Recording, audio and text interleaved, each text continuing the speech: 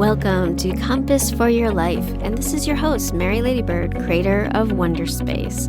This show is about healing your home and body using sacred feng shui. Harmonize your life by creating a harmonious home. Easy and fast ways to improve your life and create wonderful spaces. Let's inspire you to make the best of your space to create your best life possible. Get ready to enjoy this new perspective on home living. Hi everyone, welcome back to another episode of Feng Shui Compass for Your Life, and today I'm going to be discussing what is spiritual feng shui. It is something that I do as a practitioner. Not many other practitioners do, so I'm going to dive in more about what that looks like and some tips about what you can do for your home incorporating spiritual feng shui. In order to answer the question, what is spiritual feng shui, you have to really know a little bit about traditional feng shui. And as many of you know, feng shui is ancient. It is from India and Asia traditions, and I studied in classical feng shui, which uses compass, and then I also studied on two types of modern feng shui called BTB, Black Sectantric tradition. And then what I did with spiritual feng shui is I've taken it a step further. I've brought it into a spiritual practice. So this is something that you can also do at home, and we're going to touch on that a little bit. But first, let me tell you a little bit about how I use feng shui in a spiritual way. For example, it is winter where I am right now, and we are in very much a yin period. This is also my period. Rat's season is winter. Even though personally I'm not a fan, I need to embrace the winter, the yin. And, for me that means working on shadows. So this is a good season for that, is just to really go into the stillness and look at what's waiting for you. Also, because it's winter and yin, I also realize, and I'm very watery, I need to bring in more fire. So I always, at this time of year, I'll take a moment and tune into my home and tune into those fire elements that are part of my home that I take for granted, such as the furnace. The furnace is so huge. It's your heart in a way. It's, that fire that heats the rest of your body. So I give gratitude to my furnace. I recently had a neighbor, her furnace broke. So it made me remember to give gratitude to the furnace because it's keeping me warm. And then I think of other elements of fire, and I think of my lights, electricity.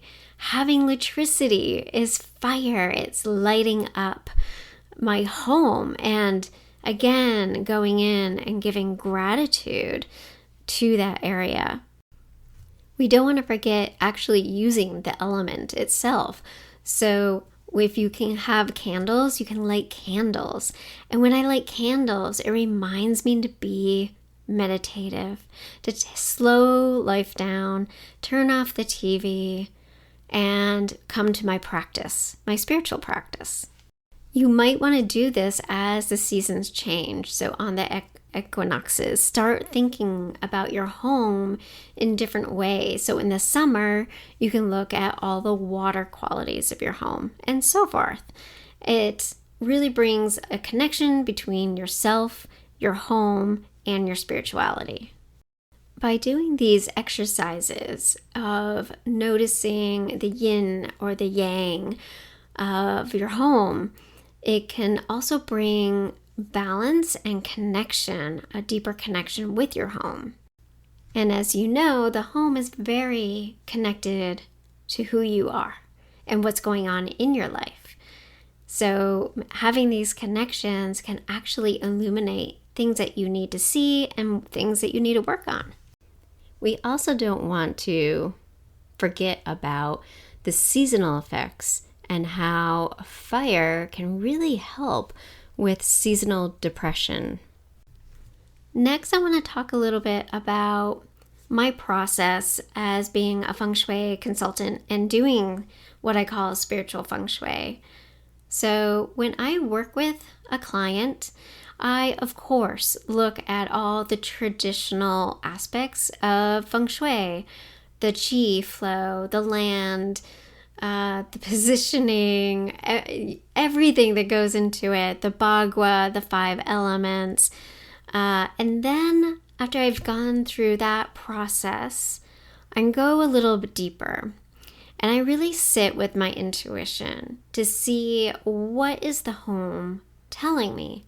What is the home telling me it needs or it wants or what its purpose is for the client? And I explore this a couple of different ways.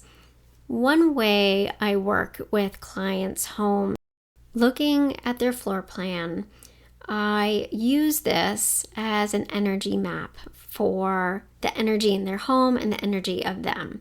So I actually look for stuck emotions in the home, and I do this using my pendulum. It gives me yes or no answers, and sometimes maybe answers.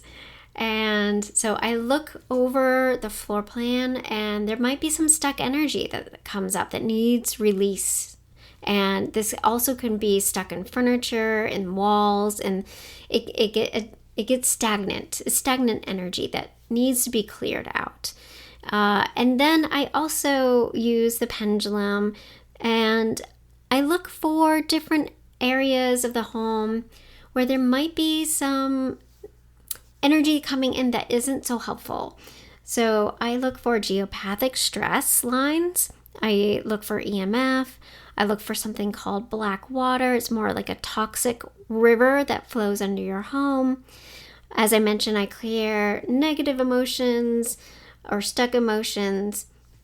I also look for spirits, and I see if there's any lines that can come in that are either geological or caused by construction that needs help and healing. And knowing all of this, makes us aware of it.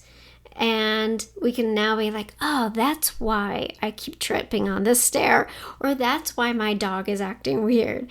And we'll now be able to heal it. And I use, my own intuition with healing that with pendulum and the dowsing. I also then take it a level deeper, and I look for portals or vortexes that might be happening in the home. And even sometimes humans can cause vortexes of their own. If they're going to work and they're in the same home office and they're working really hard and they just hate their job and it's just a miserable place, they can create a vortex. And it just, spins out of control. So every time they go sit down to work, it's just more of the same. So I like to be able to recognize that and then clear it and reset it so it's more of a neutral experience. I then look at what energies need to come in to the space, because we don't want to just clear, we also want to bring in good qi, healing light, just good flow. After clearing the space, we want to bring in joy, happiness, love. So I pull out my crystals and I place the crystals, work over the floor plan, and just let the energy of the crystals come in with whatever it is that the client needs at that time. I always end the consults with a space clearing, whether it's in person or remote. And the way I space clear is, yes, I use sage sometimes or Palo Santo. Sometimes I use the feng shui traditions of using mandarin oranges in a certain ceremony. And sometimes I bring in light language. And light language is a galactic communication. I'm a channel, and they bring in their own light codes to elevate the vibration of your home. That this is such a huge opportunity to up-level not only yourself, but your home.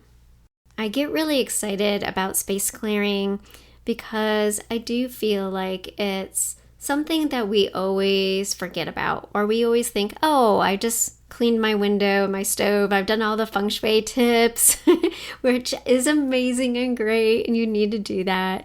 But then we forget, like, oh, like I have to work on the chi, the life force energy of this home. And so I can have more life force and have the energy to do the things in my life that I love to do and not be tired all the time or not be stuck. And I find that this process really helps people get unstuck. So things start to flow a little bit easier for them in their life. One tip I would like to leave you with is when you sit down to do your meditation, or when you're in yoga, or whatever your practice is for spirituality, to just include your home. Remember your home and give it some love. I really feel like there's a huge connection between our homes and ourselves. And my gift here for you is to help you see the unity of that, so you can see the unseen patterns and then change them to have the best life possible. Normally, when you hire a feng shui consultant, they do a 1 to 2 hour session, and then they might do a follow-up. And what I am experiencing from my clients is they need more, and I want to offer that. So I am restructuring my consults. So they are 4 consults. We spend a full month together. In the first session, we'll talk about your dreams, your goals, also where you're stuck, what things aren't working. And then in the second session, we'll talk about feng shui and what we need to do, what we need, arrangements we need to make, or anything else we need to change. The third time we meet, it's all going to be about energy work and the healing process and doing some space clearing. And in our last session, it's really going to be about what has changed. What do you need going forward? What worked and what didn't work? I'm so excited to be able to give my clients the time and the space for learning the knowledge and making the changes and seeing the results. I hope you make the decision to share your home with me and have the chance to work together to create something beautiful. Many blessings, and wherever you are, I hope you make your space a wonder space. I hope you enjoyed today's episode. Please take a moment to leave a review or support this podcast by subscribing. Visit wonderspacefengshui.com for events and other offerings.